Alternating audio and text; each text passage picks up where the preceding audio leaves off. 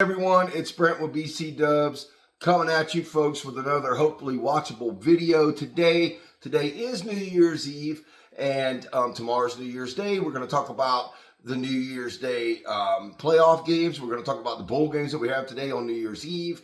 And, I want to wish everyone a happy New Year's. Hopefully 2025 can be a better version of all of us, especially me. That's my goal anyway, to try to do better at things that I didn't do so well at in 2024. Today, we're going to talk about, like I said, we're going to talk about the bowl games that are coming up today, what my picks are, my best bets. We're also going to discuss a couple things that I've noticed going on in college football. So if you like this kind of content, please smash that like button, subscribe to the channel, and I got some great news, folks. We finally hit 100 subscribers, which is fantastic. It took 210 videos to get to that 100 subscribers. I'm so happy that we finally did that as a community. And I'm going to make another video today, as promised, a music video, a special video to go with that 100 subscriber century mark that we finally got to. So without further ado, let's get right into what you folks who came here to watch and talk about some college football. First up, we're going to talk about the slate of bowl games that we have today. We have Alabama and Michigan today at 12 o'clock in what used to be the Outback Bowl, I believe. They got Alabama minus 16.5. I think that number's a little high. I think Alabama does win that game. I do think the number's a little high. I just don't know. I don't know what Michigan's got in the tank on offense. I know their defense is stout, but I think Alabama gets it done. I think they win by at least 2 scores. Maybe that's 10 points. Maybe that's 14 points. I don't know. I do think the 16.5 is a little too high. I did take Alabama to win that game, but I did not take the spread. Louisville at Washington. So what's going on with Washington? Mato is his name, the quarterback that's transferring into Oklahoma. Correct me in the comments below. I believe he's not playing in this game today. I know that Washington State is also, or Washington.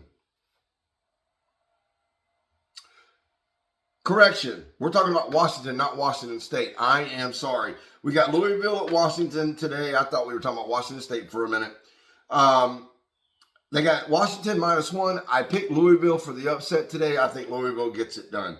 South Carolina at Illinois. This is an intriguing game. I don't think there was a team playing better football in all of December than the South Carolina Gamecocks. I think that they got a little bit cheated, not getting into the playoff. But then again, it's hard to say because I don't believe 3 lost teams should get into the playoffs. Handle your business during the regular season if you want to have an argument to get into the playoffs and don't lose 3 games. South Carolina, though, it was playing fantastic football. Are they going to have a little rust? They've had quite a break since their last game against Clemson. I think South Carolina gets the job done, beats Brett Bielema up there at Illinois. South Carolina -9.5. I did take South Carolina, and I did take the -9.5 in that game. Baylor at LSU. Intriguing spread here. They got Baylor -3. I did not bet this game. I wouldn't touch this game with a 10-foot pole. I like LSU to win this game, although I did not bet this game. There are a couple other bowl games that are going on today that I don't have on this list. I think Minnesota's playing a bowl game today. Liberty's playing Buffalo, I think it is today. Not on the list here. Baylor at LSU, or I'm sorry, we just talked about Baylor at LSU. We have Duke and Ole Miss. Ole Miss -17. Jackson Dart. I think Jackson Dart's going to go out here today. He's going to put on an absolute clinic for the Ole Miss Rebels. -17 is pretty high. So I do not like the spread in there, but I do like Ole Miss to beat Duke today in that bowl game. And then the lone playoff game that we have today, which would be Penn State, who by far, due to the horrible seeding in the college football playoff that we've had, has the easiest road to hoe with playing SMU in the first round and now drawing Boise State in the second round. So I guess, if you don't win your conference and you get down in that 5th or 6th seed, I guess it's good for you, I mean, Georgia won the SEC, right? They did get a bye week, but their first game is going to be against, Notre Dame. So, I mean, you tell me what you think is fair. I don't know. Penn State at Boise State, they got Penn State minus 11.5 at the Fiesta Bowl. I like that.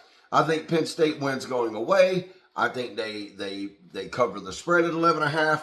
I don't think Boise State has a chance in this game, which we've seen so far with this stupid, ridiculous 12-team playoff that nobody needed. 4 teams was more than enough. You guys wanted parity in college football. Well, did you get any parity? Let's see who is in the playoffs here. Texas, Ohio State, Oregon, Georgia, Notre Dame. These names sound familiar. Yes, Alabama's not in there, but Alabama lost 3 games. So they wouldn't have got in anyway, even in a 4-team playoff. Now, do any of you guys think that Boise State's going to win out? Arizona's going to win out? Do you think that Notre Dame's going to win out? I mean, they have a chance. They have a chance. Was anybody surprised by any of the outcomes of the first slate of playoff games? Was anybody surprised that Penn State beat SMU?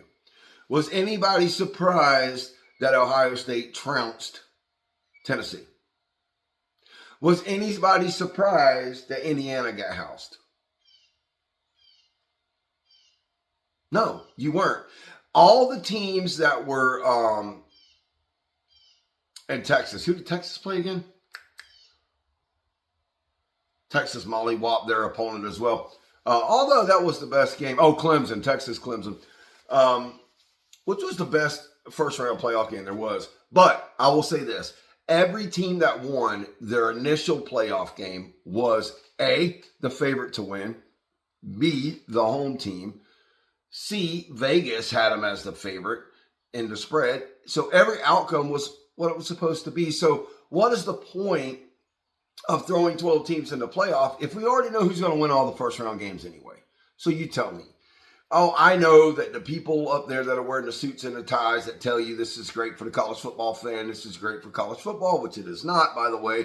It's ruining the sport. It's taking away from the pageantry of the regular season, in my opinion, of college football, which is why I don't know about you, but I believe that most of the people in this community grew to love college football for that particular reason, was because it was unique in and of itself that every game mattered in college football. You had to win every single game to even have a shot to get to a national championship or at least a 14 playoff. And now that's basically done away. We got 3 lost teams that are crying because they haven't got in. So I guess the story is if you play in a tough division or a tough conference, you have a bunch of ranked teams that, you can lose 2 or 3 games and you're in there anyway. Well, the SEC's been tough for a long time. For a long, long time. And you couldn't lose 3 games to get in. You couldn't lose 2 games to get in. It's watering down the sport that we love. And that's enough rant on that. But I know some folks feel the same way as I do. Leave a comment down below if you agree or disagree with that sentiment. But anyway, Penn State, Boise State, like I said, Penn State minus 11.5. I think they went going away. Tomorrow, New Year's Day, we have the Peach Bowl at Texas and Arizona. We have the Rose Bowl at Ohio State and Oregon. And then, of course, the Sugar Bowl with Notre Dame and Georgia. These are some pretty good matchups. But this is what you would, from a 14 playoff, which is what we're down to, 1, 2, 3, 4, where we're down to 6 teams, 4 games. Other than the Penn State, Boise State, now this is pretty intriguing. Did anybody watch Arizona? Arizona State, I should say, in their Big 12 championship game with Scatterboo. I mean, they looked dominant in that game. Beating, I think it was the Iowa State Cyclones, just absolutely murking the Iowa State Cyclones in that game. That game is still fresh in my memory. Texas's inability of late to put points on the board, although their defense is stout. I don't know. We're going to come back to the Texas-Arizona State game. Ohio State and Oregon, funny thing about this game, we know Oregon beat Ohio State earlier in the season by 1 point. And a great football game, one of the best games of the season, of the regular season. But they have Ohio State at -2. Vegas has them at -2. I don't know I think that number, you can get it at -1 at other places. It truly is a toss-up game. in the eyes of Vegas and the people that make the spreads. But I'm going to tell you something. It's hard to go undefeated in college football. It is hard. And Oregon has done a great job this year getting as far as they've gotten. But I think the rust is too much. I think with Ohio State playing a game last week, I think the bye week comes back to hurt Oregon in this game. And I think Ohio State beats Oregon in the Rose Bowl. I just do. They say it's hard to beat a team twice. Not really. It's hard to beat a good team twice. And Ohio State is a good team.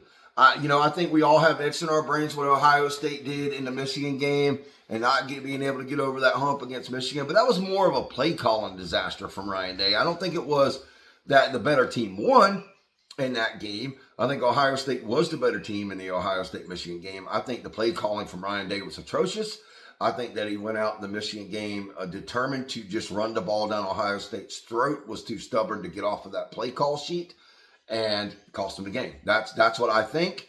I think he was trying to make a statement to show the world that his team is not soft, which has been some criticism that Ohio State has gotten over the course of Ryan Day's tenure, really, up there in Columbus. But I think Ohio State gets the job done. I think they beat Oregon. I think the rust is too much for Oregon to overcome, and I think Ohio State comes out swinging, just like they did against Tennessee. They looked really good against Tennessee, Tennessee looked really bad, whatever you want to say. And I'm not convinced Tennessee's that great of a football team this last year. I think I'd rather seen South Carolina in the playoff other than Tennessee, but I digress. Notre Dame at Georgia. Whew. Boy, if you're picking games, this is a tough one to pick. We know that Carson Beck went down. Carson Beck wasn't playing really great football anyway all year. I don't think that Georgia was hanging their hat on Carson Beck lighting anybody up through the air this year. I think they were playing sound, fundamental football like Kirby Smart coach teams, especially his Georgia teams, have been known to do throughout the years under his tenure. I think they're going to continue to play sound football. Does Georgia, with a backup quarterback, have enough offense with their young running backs? Etienne, I think, is going to be back in this game. He's going to be healthier than he has been. With their running backs, can they produce enough points to beat Notre Dame? Notre Dame, quietly, for whatever reason, has one of the very best secondaries in all of college football. Can a backup quarterback throw the ball down the field to get points? Can they hit their tight ends for Georgia?